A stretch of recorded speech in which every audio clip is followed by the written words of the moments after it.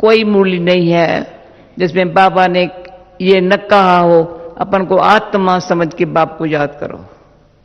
भले मुरली में 100 बातें और कही होंगी, पर 5 बार ये जरूर कहा होगा। परमात्मा स्वयं कहे, मुझ बाप को याद करो, मुझ बाप को याद करो, सर्व संबंध से याद करो। कोई भी संबंध अगर मैं कहेंगी मेरा माता है पिता है, पर सखा मेरा कोई और है, याद नहीं है योग है। अपन को आत्मा ही नहीं समझा है तो बाबा से हर प्रकार की शक्ति का अनुभव कैसे होवे।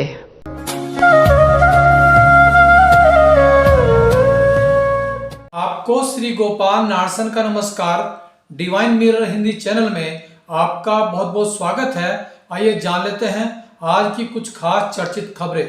जैसा कि आप देख रहे थे, ब्रह्मा कुमारी संस्था की चीफ रही दादी जानकी कहा करती थी कि स्वयं को आत्मा समझकर बाप यानी परमात्मा को याद करने से परमात्मा से हर प्रकार की शक्ति मिलने का अनुभव होता है।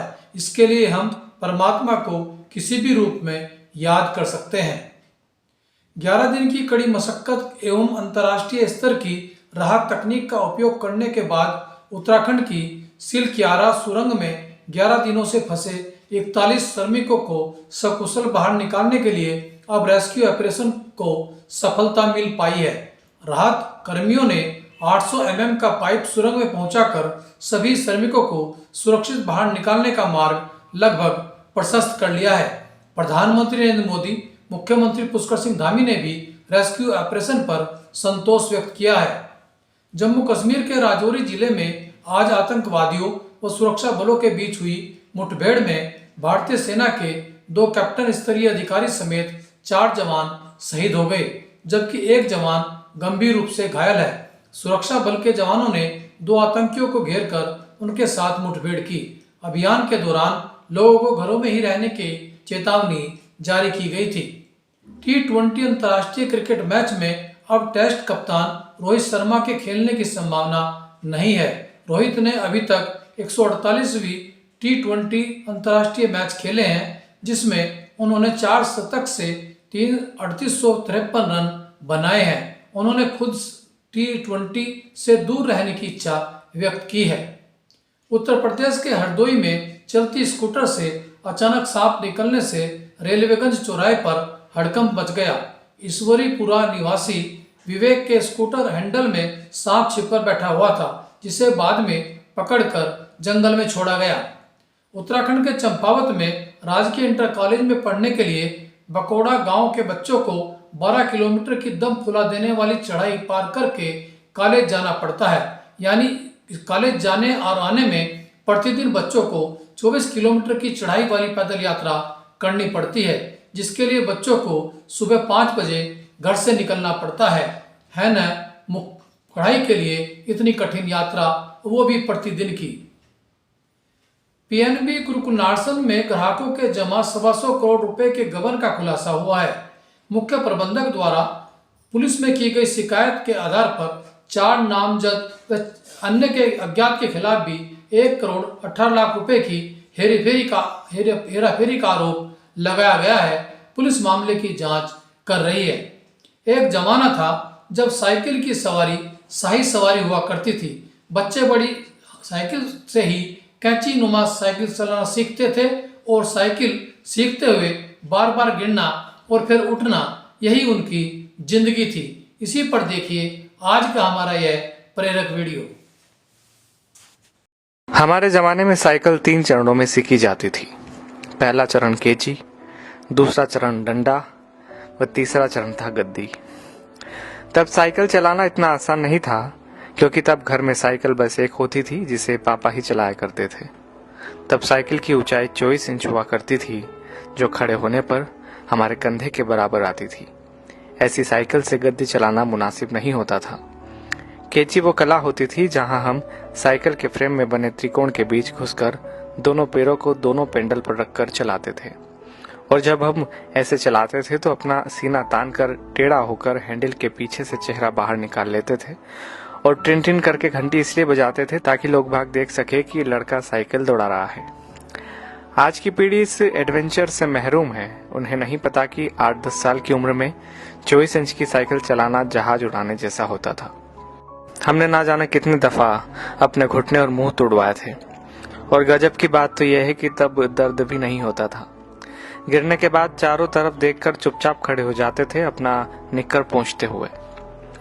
अब तकनीकी ने बहुत तरक्की कर ली है। 5 साल के होते ही बच्चे साइकिल चलाने लगते हैं, वो भी बिना गिरे। 2-2 फीट की साइकिल आ गई है, और अमीरों के बच्चे तो अब सीधे गाड़ी चलाते हैं। छोटी छोटी बाइक उपलब्ध है बाजार में। मगर आज के बच्चे कभी नहीं समझ पाएंगे कि उस छोटी सी उम्र में बड़ी साइकिल पर संतुलन बनाना जीवन की पहली सीख होती थी, जिम्मेदारियों की पहली कड़ी होती थी, जहां आपको यह जिम्मेदारी दे दी जाती थी कि अब आप गेहूं पिसाने लायक हो गए हैं। इधर से चक्की तक साइकिल डुगराते हुए जाइए और उधर से केची चलाते हुए घर वापस आइए। और यकीन मानिए, इस जिम्मेदारी को निभाने में खुशियां भी बड़ी गजब की होती थी। और यह भी सच है कि हमारे बाद केची प्रथा विलुप्त हो गई है। हम लोग ही दुनिया की आखिरी पीढ़ी है जिसने साइकिल चलाना 3 चरणों में सीखा था। हम वो आखिरी पीढ़ी है जिन्होंने कई बार मिट्टी के घरों में बैठकर परियों और राजाओं की कहानी सुनी, जमीन पर बैठकर खाना खाया, प्लेट में चाय पी है। हम वो आखिरी लोग हैं जिन्होंने बचपन में मोहल्ले में मैदानों में अपने दोस्तों के साथ परंपरागत खेल, गिल्ली डंडा, लुका छुपी, खो खो, कबड्डी, कंचे जैसे खेल खेले हैं। हम वो आखिरी पीढ़ी के लोग हैं जिन्होंने कम या बल्ब की पीली रोशनी में होमवर्क किया है और नोवेल पढ़े हैं। हम उसी पीढ़ी के लोग हैं जिन्होंने अपनों के लिए अपने जज्बात खतों में आदान प्रदान किए हैं। हम वो आखिरी पीढ़ी के लोग हैं जिन्होंने कूलर, एसी व हीटर के बिना ही बचपन गुजारा है। हम वो आखिरी पीढ़ी के लोग हैं जो अक्सर अपने छोटे बालों में सरसों का ज्यादा तेल लगाकर स्कूल और शादियों में जाया करते थे। हम वो आखिरी पीढ़ी के लोग हैं जिन्होंने स्याही वाली दवात या पेन से कॉपी, किताबें, कपड़े और हाथ काले नीले किए हैं। हम वो आखिरी लोग हैं जिन्होंने टीचर्स से खूब मार खाई है। हम वो आखिरी लोग हैं जो मोहल्लों के बुजुर्गों को दूर से देखकर नुक्कड़ से भागकर घर आ जाया करते थे। हम वो आखिरी लोग हैं जिन्होंने गोदरेज सोप की गोल डिबिया से साबुन लगाकर शेव बनाई है, जिन्होंने गुड़ की चाय पी है, काफी समय तक सुबह काला या लाल दंत मंजन या सफेद टूथ पाउडर इस्तेमाल किया है। हम निश्चित ही वो आखिरी लोग हैं जिन्होंने चांदनी रातों में रेडियो पर बीबीसी की खबरें, विविध भारती, ऑल इंडिया रेडियो और बिनाका गीत माला जैसे प्रोग्राम सुने हैं। हम ही वो आखिरी लोग हैं जब हम सब शाम होते ही छत पर पानी का छिड़काव किया करते थे। उसके बाद दरी चादरें बिछाकर सोते थे। एक स्टैंड वाला पंखा सबको हवा के लिए हुआ करता था। सुबह सूरज निकलने के बाद भी ढीठ बने सोते रहते थे। वो सब दौर बीत गया। दरी चादरें अब नहीं बिछा करती है। डब्बों जैसे कमरों में कूलर, एसी के सामने रात होती है, दिन गुजरते हैं।